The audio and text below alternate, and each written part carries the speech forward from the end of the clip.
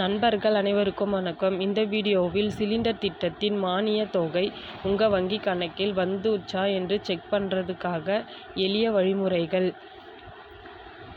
தெலுங்கானா மாநிலத்தில் ரேவந்த் ரெட்டி தலைமையிலான அரசு ஆட்சி அமைக்கப்பட்டதும் மகளிருக்கு அளித்த வாக்குறுதி திட்டங்கள் அனைத்தும் செயல்படுத்தப்பட்டது. அதன்படி தகுதி உள்ள குடும்பத்திற்கு 200 யூனிட் இலவச மின்சார திட்டம் அமல்படுத்தப்பட்ட நிலையில், மகாலட்சுமி திட்டத்தின் கீழ் 500 ரூபாய் விலையில் கேஸ் சிலிண்டர் திட்டத்தை குறித்த விவரங்கள் இல்லை.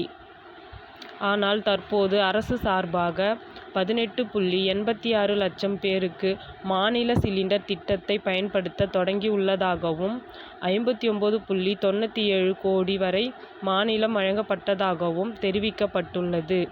எனவே அரசு வழங்கியுள்ள மானிய தொகை உங்களுடைய வங்கி கணக்கில் வரவு வைக்கப்பட்டுள்ளதா என்பதனை இணையத்தில் அறிந்து கொள்ளலாம்.